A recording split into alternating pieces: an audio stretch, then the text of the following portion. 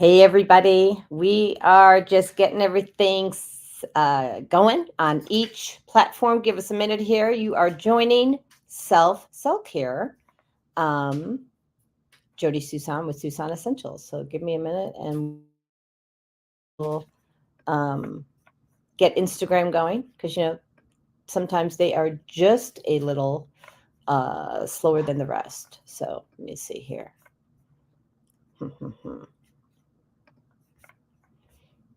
So today we are talking about sick care versus healthcare, the difference. And so I welcome you to the show. And I want to tell you about my guest, Danielle Bell. She is a licensed clinical social worker. She is also a candidate for the Georgia State House of Representatives in District 44. She has a background in social work and entrepreneurship. She advocates for her community with integrity and compassion. And, interestingly enough, like myself, she was raised on a family farm and she understands the value of hard work and empathy. And as a clinical therapist, she listens to her families, their struggle. She, really helps them with her commitment to improved health outcomes. And Danielle is a Navy spouse and mother of two, and she brings a fresh perspective to bridge and drive change. So this is really exciting that I met Danielle because we actually share a lot, and she may not know all of those things yet, but I'll let her in on the secrets. So I want to just share a little bit about this show next. So, and what we're going to be talking about. So in the realm of healthcare, the pursuit of profit often takes precedence over the patient well-being. And you all who follow my show know that that's what happened to me. People, it was, profits over people.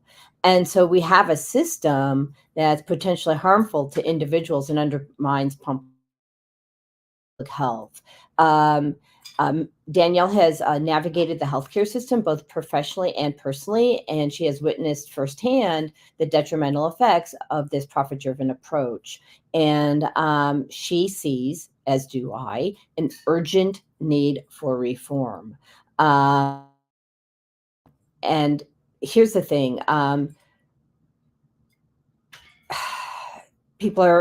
we're all battling, I can't tell if Danielle, and she'll bring clarity, if she says she's battling a chronic condition or that people are battling chronic conditions. I sense it's people, and that these conditions are being priced out of access for basic healthcare services. And it's interesting. And so I'm going to bring her on because I think that's where we can actually really talk about how it's actually not even affordable for employees or for people or corporations to have the current model. It's completely obsolete. So let me just bring on Danielle and let's get this party started. All right. Welcome, welcome, welcome to the show. I'm so excited to have you here. So can Hey there, Debbie. How are you doing? I'm I am good. Well, thank you. So, I'm excited about our time together today. me too, me too. And it's interesting, this profits over people mentality. I just wrote about this in my book where I was on 50 different drugs. And so I was my employer $182,000 a month. It's just not affordable and I was number one in the market where I was working in a 3-state area, and I did more sales than my entire team combined, and I'm still not affordable, right? And then there's the fact that people are suffering, and we don't want people to suffer, right? And so we have to start really looking at what the heck is going on, right? Yeah. So tell us why you got involved in all of this. What happened? Yeah. So A little bit about my personal background. I heard you ask that question about, is it my chronic condition or is it others? And I'd love to tell you it's both. Like starting with data statistics, over 30% of Americans have a chronic pain condition. And that number is growing because as medical advances happen, people are living longer lifespans, but they're living with chronic conditions. So their quality of life is actually worse. So for myself, I was born with a hip dysplasia, deformity of the hip socket, and was misdiagnosed being from a rural community. Maybe doctors didn't know to check or missed it for me. Whatever the case was, misdiagnosed until I was 17. And my dad had a small business, so he didn't have access to healthcare that would have covered such a major surgery. So I put it off. And thankfully, my hips didn't completely go out until I was 26 and couldn't walk. The pain was pretty severe. So I had these major hip reconstructive surgeries. My x-rays are pretty impressive. I have 5 screws in each hip where they had to cut the socket out and then screw it in at the right angle. But I'm so thankful that we'll call it meant to be, or the universe, or whatever spirituality you have. Like, it was meant to be, because my hips did not go out until after I married my husband, who was in the military. So TRICARE covered my surgeries, and everything went very well. I was able to see the doctor that knew how to do this very specific procedure. And I do believe it was a gift, because I don't know that I would have been able to have access to that had I been under a different insurance plan. Just goes to show that this is the insurance that our legislators have, something similar to TRICARE, and that we all deserve equitable access to care. Well, exactly. And I think that, I mean, there's yes, and yes. We deserve equitable access to care. We deserve to know that there's options outside of synthetic medications. They need to stop cautioning us for speaking what other options are available. I'm not saying everybody has to do it my way, but like, why not have the right to choose? Yeah. Right?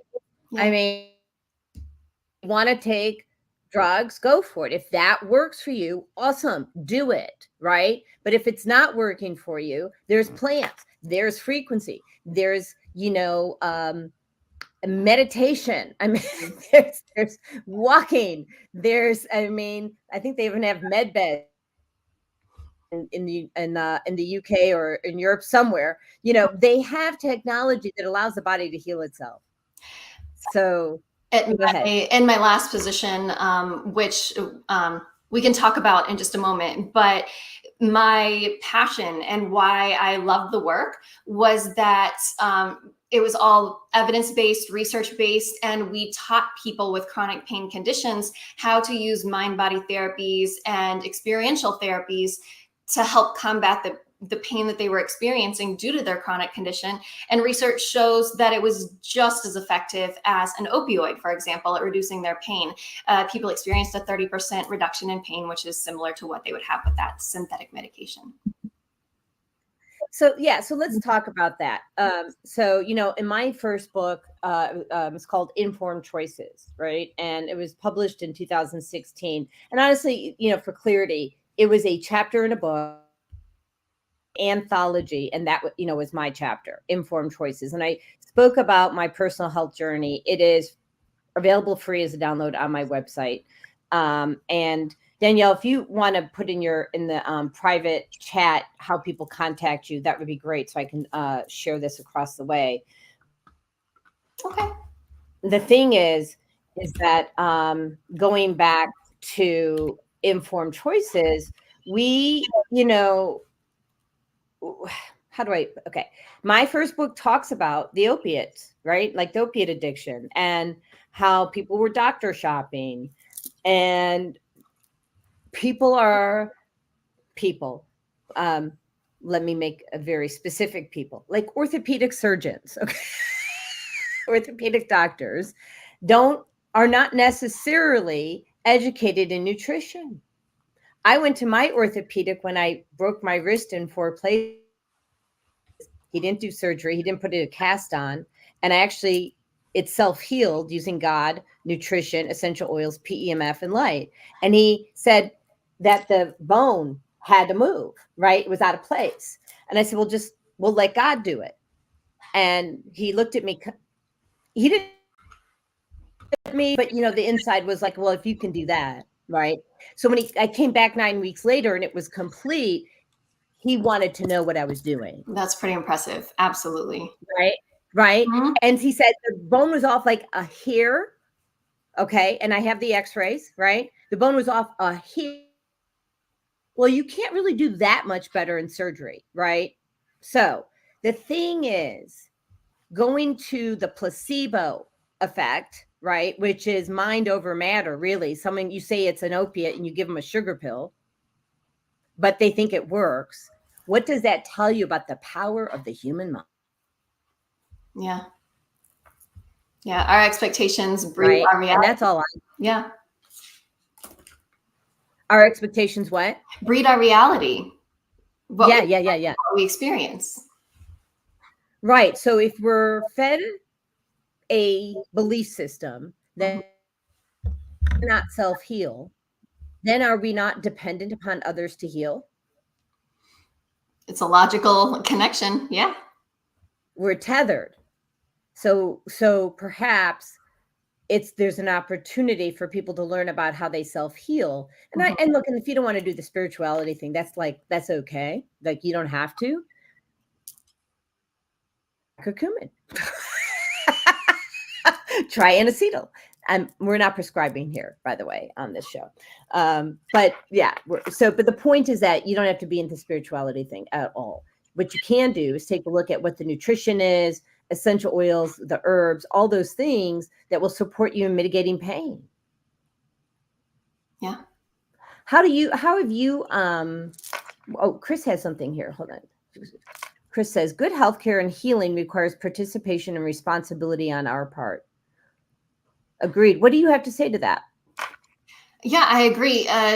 Having to be your own advocate for your healthcare. Yes, your doctor's opinion is important, but you have to sign on and agree. And if it's not something that you're driving with, being able to do some research and come up with a plan with your family, with your healthcare providers, that's going to work for you. So what is it that you specifically want to see different going forward? I would say more of a compassionate system that doesn't prioritize insurance plans for the type of care that people receive. I've been in hospital settings, in treatment team meetings where the first question isn't what's their diagnosis, what's their condition. It's by far and large that what's the insurance provider? And then that dictates the framework where we start making the decisions. And I don't think that's right. Yeah. So, it's interesting. I recently learned that I think it's in the UK, first of all, I mean, things are done so differently in other countries. To begin with, their food is not, let's just start with that, right? The food doesn't have, and what do I mean by poison? Like, so for those people who are new to the show, what I mean is other countries don't permit specific chemicals to be in the food and water supply. And why? Because those chemicals are impairing and disrupting your innate nervous system, right? Causing mental health conditions, emotional distress, and then eventually, disease, a greater form of disease. And so I think you start with that. Then someone said to me when I mentioned that, well, why do you think that's so? And I said, I don't know. They go, well, what's their healthcare system like? So their healthcare system is paid for by the government. So the government actually has an incentive to keep them healthy, like out of the doctor's office and maybe at the farmer instead. What do you think? I mean, like, that's what I heard. That's a really intriguing point, that there's a reason that our system would want to keep our people healthy.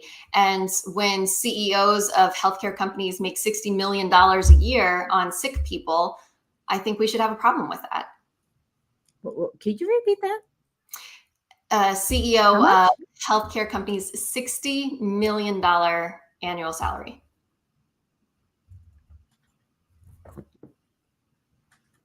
Okay, mic drop. Boom. On sick people. Okay, that's just cry. Yeah, it's a little jarring. Usually I don't cry on the show, I'm but I am real. So it might happen. I tend to bring that out in people. You know, I'm doing my job as a therapist. Yeah. I mean, but we do need to jar people into that, right? Because, like, I just want to say this because I sense I'm hearing, for those who know who I am, I'm a medical intuitive and I access consciousness. And I'm hearing that somebody needs to hear this. Someone who's listening to the show either now or will be catching the replay, I hear. Or it's a now, maybe. You either have an addiction or had an addiction in the past. And you've been blaming yourself for this for a long time. And God is telling me to tell you it's not your fault. He would like me to connect the dots for you. So I sense this person's in their mid 20s, up almost close to 30. And here's what's going on. So when mom and dad had babies, they were eating foods that had chemicals in it. And so that's what was used, that's how you were formed, with these chemicals that were not good for any DNA. And I know that in our mental health community, people talk about addictions, and a child who is born to crack or a mother of alcohol, that the child needs to go through a detox process. And this is true. What I'm here to tell you is that any child born today, or even 2 decades ago, mostly 3 decades ago, 4 decades ago, who is consuming conventional foods, also needs to go through a detox process. This is not your fault. But now that you have awareness, it's your responsibility to take care of it. I believe that's complete. Do you have anything to contribute to that, Danielle? There's absolutely a lot of research behind. I'm not going to argue with God. I'm not going to do that. But I'm going to back up what you're saying a little bit about. Well, I have science on it too. The God message was there was someone who needed to hear it. Absolutely. And there's just backing that up, that our prenatal and postnatal journey has an impact, and even our parents' environment and what they're going through at that time impacts how we turn out. So there's definitely research behind that, and just backing up, it's no one's fault to have an addiction. It's absolutely crucial to understand that, to take away the guilt and shame that can allow someone to enter treatment and get the most out of it. Yeah, and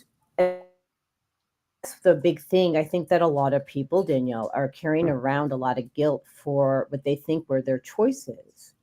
And in a sense, they were their choices, but they were apparently, I did not put my phone on not disturb. Bad on me. We're going to do that now. That's almost a first for me in 3 years. Hey, there you go. Okay. So the thing is that we want people to lose the guilt and then just focus on the solution, right? You don't need to carry the guilt. That's a heavy, heavy burden. And so, so the question is now, there's a lot of different resources, but if you were, and I didn't I didn't ask you this prior to the show. So if you actually don't have an answer, that is okay. Okay. No, I mean, because, and maybe we can talk about options right here. But if you were to design something like a new healthcare system, what would that look like in your mind's eye? I think that everybody being on a level playing field is really important to everyone being able to have access to the treatment that they need. Things like addiction, things like cancer, things like autoimmune disease don't discriminate. So, someone from a higher socioeconomic status getting better quality treatment for that disease, it seems unjust. And I guess inequality is a big part. The inequalities and injustices that I've seen, throughout my life, through school, through college, and then, in my early career up till now, I noticed those things, and I can't just put them down or say, "Oh, I can ignore it." So that's a big part of why I said I wanted to run when I was approached about would I run. So yes, fixing some of those inequalities in the system would be utmost priority for me. What does that look like, though? Like, how would you do? Because, see, for me, I'm just going to tell you, Mhm. the current system's obsolete. It just doesn't work. I feel like you need to start from scratch. And that's a I think it's this at Buckminster Fuller, right? And so we need to look at things completely differently. And in kindergarten, start teaching them where that eggplants don't come from a grocery store, Mhm. right? They come from the ground, Yeah. right? I mean, like if you ask a kindergarten or a second grader where the apple comes from, it comes from, the grocery store. They don't know it comes from a tree. And so I think there's the healthcare reform. Oh, this just came to me now. Healthcare reform starts with our education system. Mhm. It starts in school, teaching children how to plant food, how to grow their own book, and honestly, how to balance a checkbook. Mhm. Yeah, those skills for living, you have to have them to be able to take care of yourself. So, I mean, we kind of have to like just chuck the current model, don't you think? Yeah. Okay, let's get the party started, right? Yeah. um, so, oh my goodness, my our video did not go live on Instagram. It kind of went live. It's live now. It's okay. We'll upload it live. We'll upload the recording there later, anyways.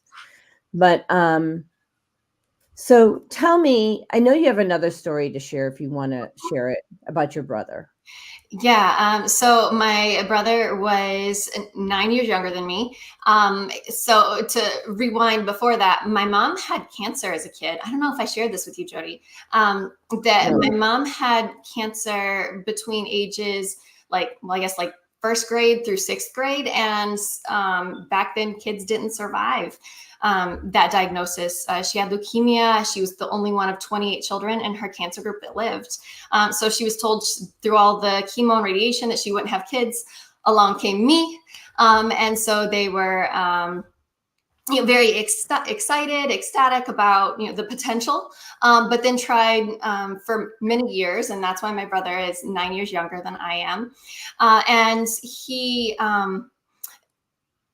went to college, got his pilot's license, was starting his adult career, his first job.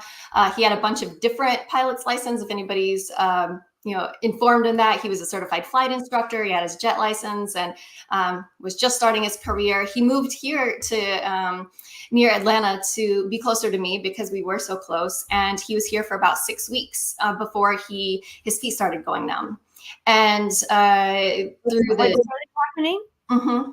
What started happening after 6 weeks? His feet started going numb. So he had been hiding the pain for a while with the nerve damage that he had. But what caused him to have to take medical leave from being a pilot was that he couldn't feel his feet, and you need your feet to fly. So he took a medical leave, moved back in with my parents in Indiana, and got the diagnosis of neuromyelitis optica. So an autoimmune disease where the white cells attack the myelin sheath on the neural cords, similar to MS, but the lesions are longer in length and cause a lot of nerve damage, more painful. And it was a terminal condition. He was told he might have 5, 7, 10 years, but he actually made it 2.5. And I think a lot of that downward spiral had to do with medication dependence and all the medication that he was taking. He was on benzodiazepines, depression medication, opioids for pain, just a lot of different things, high dose steroids at different points. They tried a lot of different treatments, even blood transfusions, but ultimately the disease just becoming more and more aggressive. He was starting to lose some of his organ function, and he was having some vision issues. So it was very heartbreaking to witness that downward spiral. About a year after he passed is when I found the company. It was a startup that specialized in helping people with chronic pain and complex health conditions. And that's where I started my journey in learning about mind-body therapies and some of the things that you support. Okay. And that's a lot. I packed a lot in there. No, it's good. I took notes. So no, I did. First of all, before the show, about maybe 15 minutes before, I was guided by spirit that we were going to talk about reverse aging. I said, okay, we could do a whole show on that, but yeah. And now I know why. So let me just show you something. So,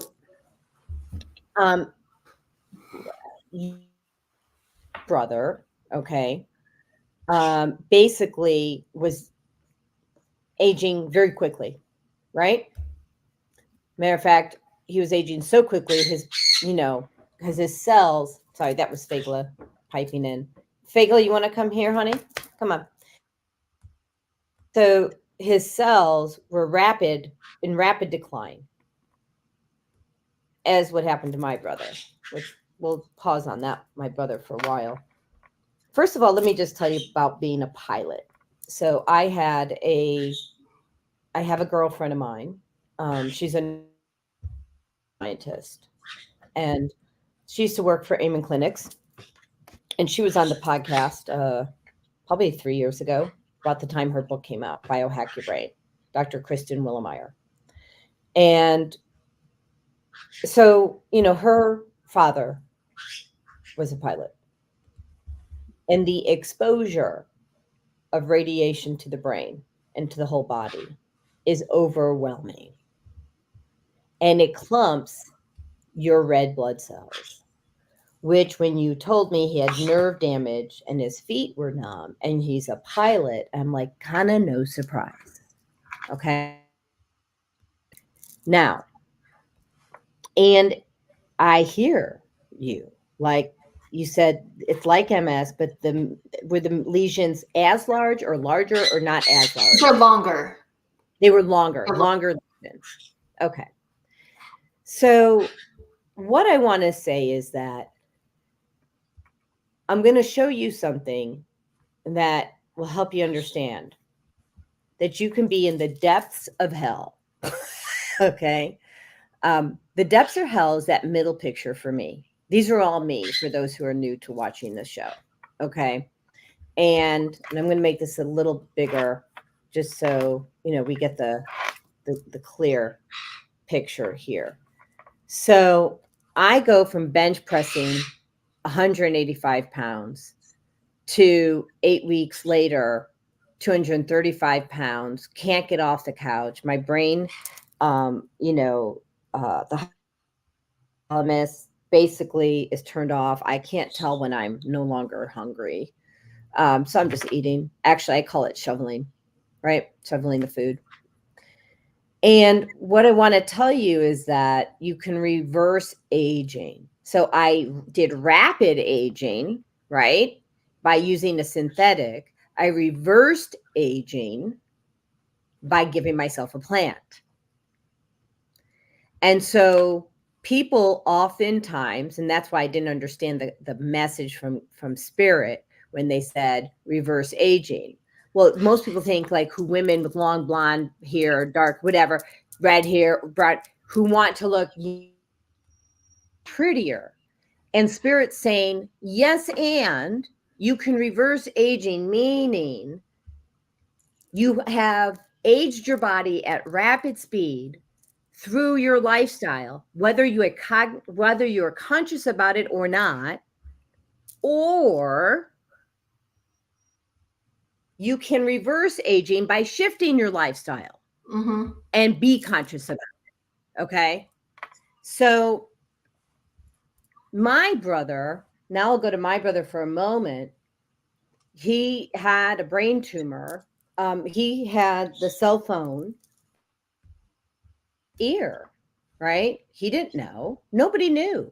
It was 1997 when he got that tumor. And several, surgeries later.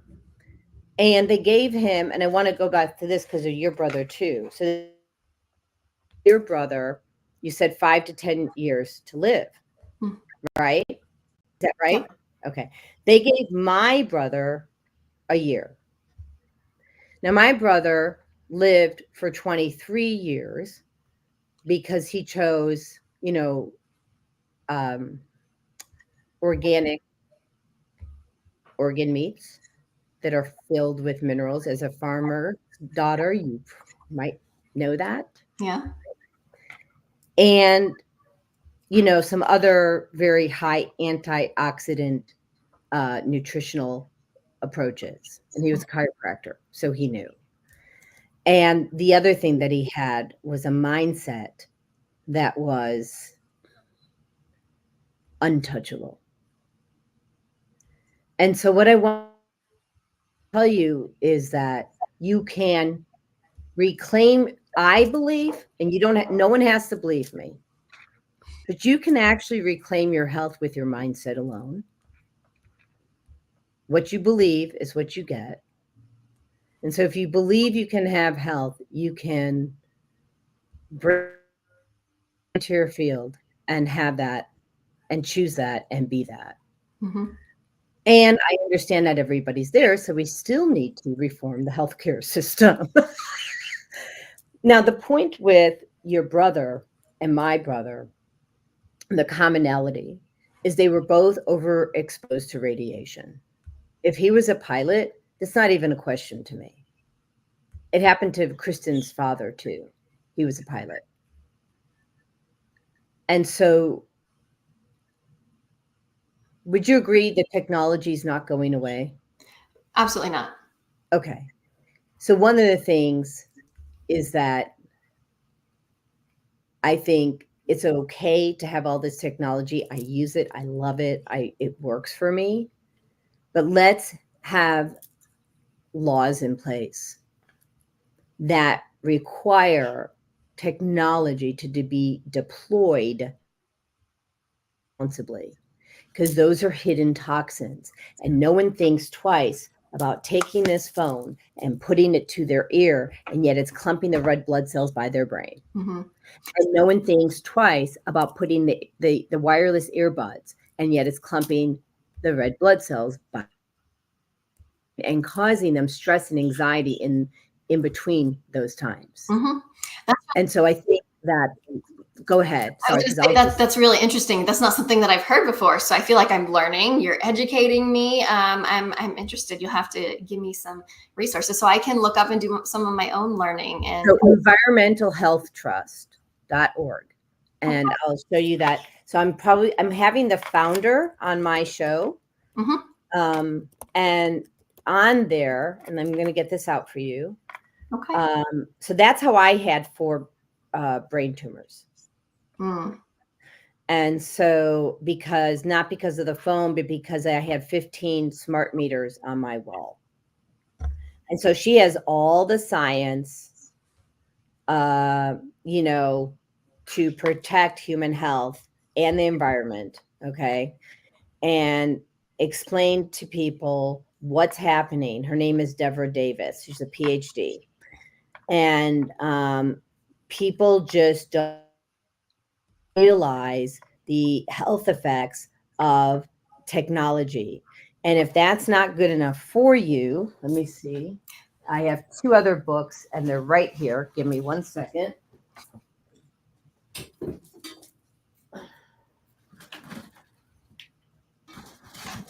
Okay. So one, and we'll take this screen down.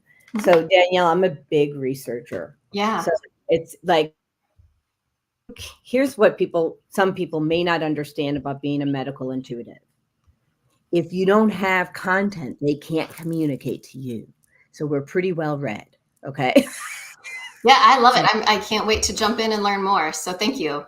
So this is one book. It's Joseph Mercola, EMF. Okay. And in your bedroom, the RF factor should not be over, I want to say 0.03. And there's a tri-field meter that measures it. We have one, of course, and over 100. 0.03 or 100. Okay. The other one, and so he talks about all this and how what it does to the calcium channels in the body. Okay. And there's new research coming out every single day because people are actively testing, researching because it's so harmful. It's worse than smoking cigarettes. Yeah. The other book is called The Invisible Rainbow by Arthur Furstenberg. Okay. And this is the history of electricity. And what he'll tell you is that we didn't have disease states or anxiety, stress, diabetes, cancer prior to electricity. We also didn't have many vision problems prior to electricity because we are electrical beings. And if there's any question whether or not we are electrical beings, all you have to think about if someone has heart failure, if they're getting out those pedals and electrifying you to restart your heart, right? Now, if you don't want to listen to all, because I do this both written and audio, okay? But if you don't want to read the entire book right away, my suggestion is to go to chapter 12. So chapter 12, let me see what the name of that chapter is. But chapter 12, what it will tell you is all the disease states that come from all the different electricity and why. Cha. So there's tons of science you can use. And actually, so my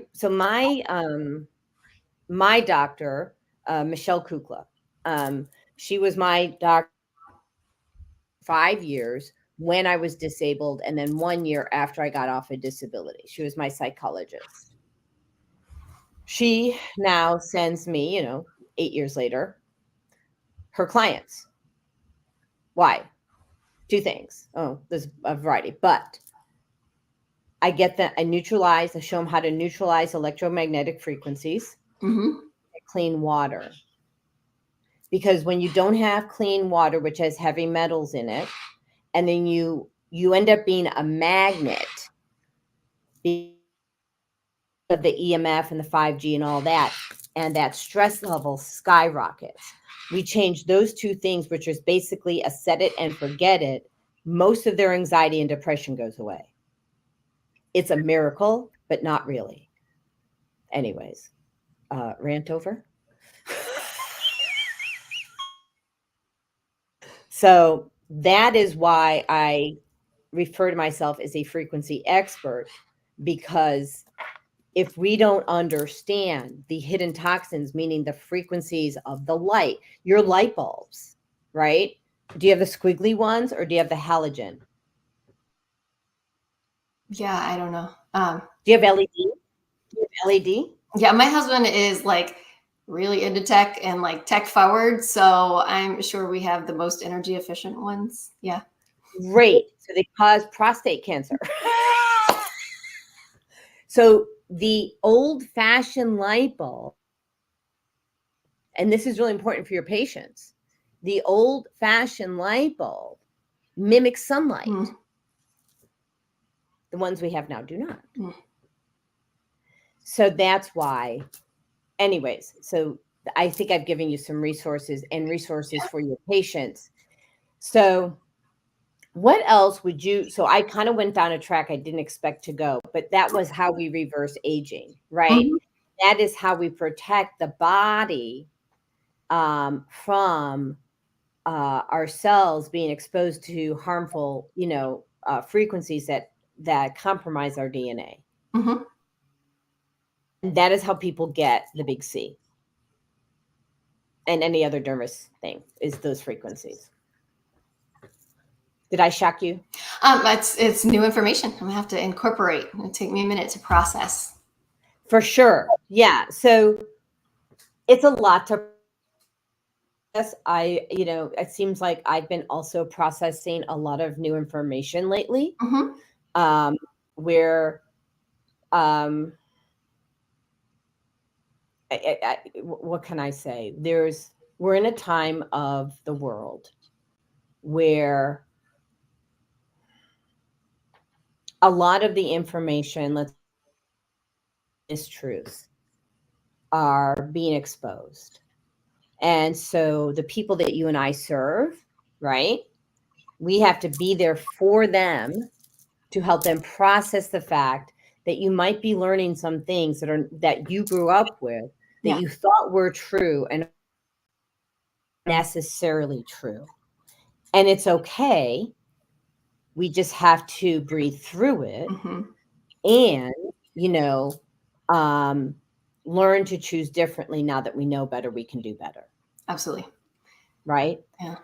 Did that give you a little bit of time to process? Go ahead. Yeah, what I've learned in working with people professionally and for myself is people have to be ready to receive information, to be able to hear it, accept it, and put it into practice. And we all have our own callings for what prepares us to be ready. I try to be a student and always learning, so that's important. Yeah, talk about that. So how do you get people to be, first of all, you're right. They have to be ready to hear it. Mm-hmm.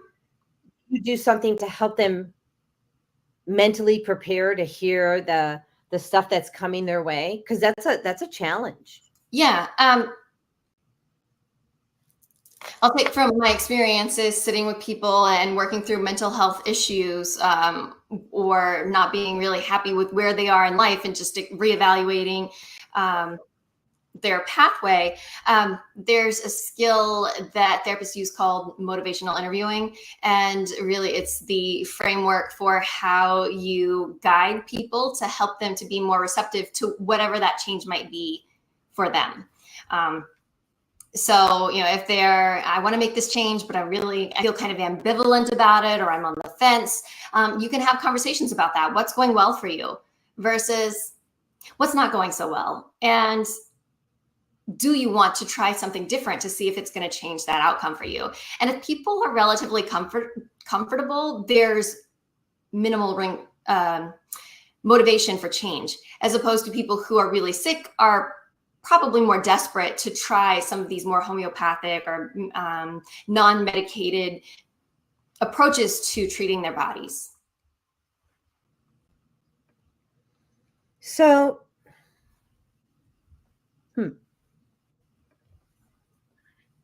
so it sounds like I'm listening to you, and it sounds like you're also getting them to yes. You're helping them find things that are right. Mm-hmm. You're helping them see the light versus the dark. Would Mm-hmm. that be close? Yeah, so there's a lot of reasons for change. One is I'm uncomfortable, but the other is I also have a plan for what's next. And I have a pathway that I feel that I'm capable and have the tools that I need to be able to overcome that natural resistance to change. So there's a formula for that. Interestingly enough, as I'm saying it, like I'm also a business coach, so I apply these and what I help for people use growing and reaching their goals. I can also work with businesses in the community that are looking to grow. And so using that Gleischer's formula for change is something that I do regularly to help businesses reach their career goals. So yeah, that's interesting. And what is it? So what is it? A formula for change? Um, It cut out. I'm sorry. What formula for change? Gleischer. Gleischer. What is that? So let me.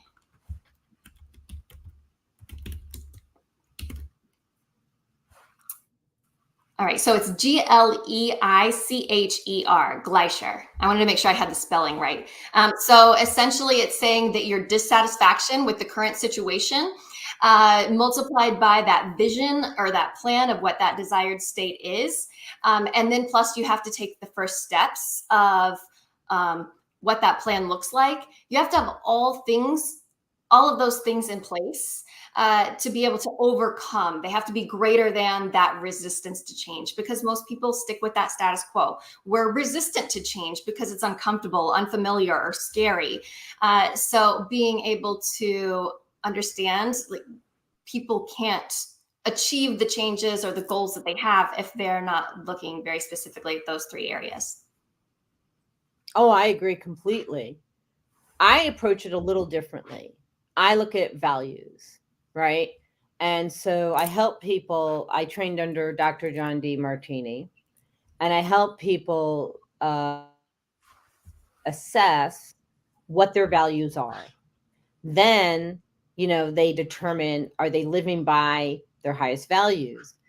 And then, in order to show me that they really are living by their highest values, they have to prove it. Like, where's your evidence that you're doing the things that you say you value the most? Mm-hmm. And then rareness factor they go, oh, I guess I'm really not. And it gives them the consciousness of where they may or may not, but where they may be people pleasing and doing something that's not in alignment with what their goals are. And so it gives them the power to say no. Evidence now. And they're like, well, I can't go back to my coach and tell her I'm doing this when it's clear I'm not, right? Yeah. That's cognitive dissonance, where my values don't align with my belief system, and that makes me uncomfortable, and I don't feel happy on that path. So that changes me either to change my belief system or to change my actions. So that is definitely part of motivational interviewing.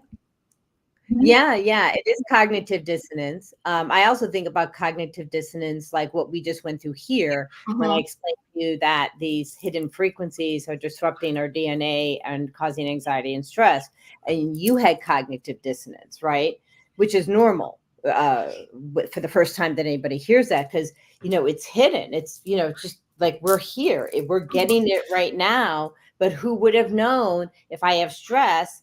It may not be rooted from me. It may be rooted from the computer I'm at. Yeah, interesting point. Yeah.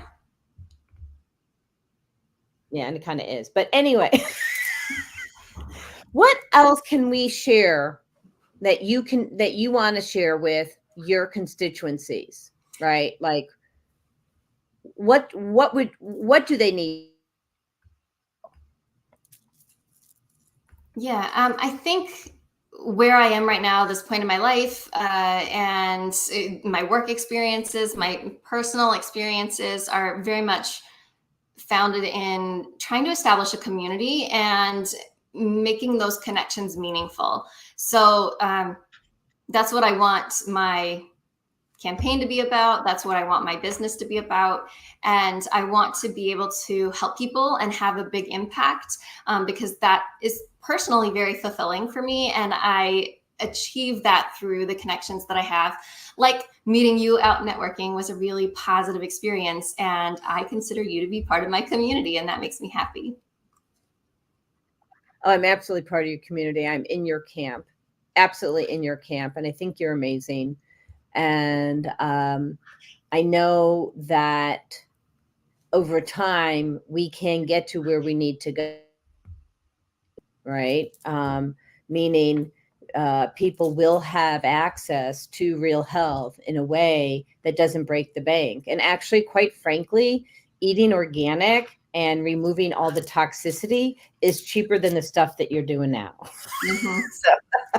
So, people just don't know it because they see that $30 or $20 copay and they think that's the easy button. The real easy button is paying 40 cents more for the creamer, right? Because it's organic. Versus, paying $30 because you chose conventional. So, being that you grew up on a farm, both my girls are staring at me. They're so cute. Let's bring them on the show. How did your parents have an organic farming practice? Is it No, conventional? I know we've been talking about healthcare, but you'd be really surprised that these techniques and strategies that most farmers use are antithetical to organic or whole living. So my parents were really small. We had a very small farm, just, like a few cows or whatnot. So we weren't like that big factory production farm. My dad would grow a few cows, and we would butcher our own animals or sell them to half a family member or whatnot. But who raised it and what was going into it. But most farmers, to make a lot of profit, you have to use those factory farming techniques. But there's so many stories. I don't even know where to start. But the I know most of them. yeah, I don't know if you know that. I have a whole program on it. I am certain you do. But just the Right, chemicals in our food, and you'd think growing up on a farm that we would really buy into that, or growing our own stuff. Like my parents weren't gardeners. They didn't have a garden that did much. Plant flowers around here or there, but not vegetables and that. So my community. Let me start with my husband. Even said when he would go home, because he's not from my hometown, he's like, "Well, y'all live on farms." I said, "Yes." He said, "Okay, but everything that y'all bring to the pigeons and stuff, it's all processed and boxed." And I was like, "Yes." And he's like, "Don't you see that that's a disconnect?" Talking about cognitive dissonance. And I was like, "I guess I never thought of it before." But he's like, "Well, I thought because you're all about organic and healthy eating and whatnot, and eat salads and organic vegetables, that everybody in your family, that's where you got it." And it's not at all. That, yeah. That goes back to the original conversation that healthcare reform starts in the kindergarten and second grade. Yeah.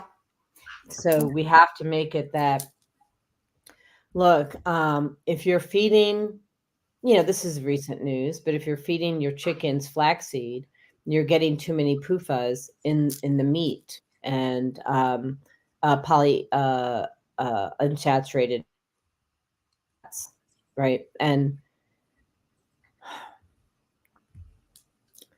people always said, you are what you eat. And I've always said, you are what they eat. Mm-hmm.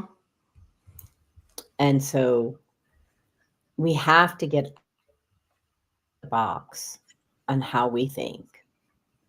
One of the things, my brother did for me, it was 1989. We had a very, very, and I mean very dysfunctional family. And he decided he was going to be the change. And so he brought all of us that would listen and that would follow to Landmark Education. Landmark Education is not for everyone. And you don't have to take all of it. You take the parts that you like and forget about the parts you don't like. Because a lot of people say, oh, it's cultish. There's probably parts that are. I didn't buy into that part, and you don't have to either. But what I will tell you is this. It allowed me to take the past, put it in the past, create a future based out of nothing at all. So if I had a clean slate, what would it look like? Mm-hmm. I was going to have food. What would it look like? Would it come out of the box? Would I go to the farm? And I want to give the listeners permission today to think differently, choose differently, and not be afraid to, or don't worry about, thank you, Teddy. Don't be afraid to be judged, because you will be. I'm just telling you now, for choosing differently. You guys, I think I got nailed to the cross just for going gluten free. Okay. By a dentist on social media. So it's okay. What I say is let them. Like, just go do you. Find out what you love. Find out what makes you happy and healthy.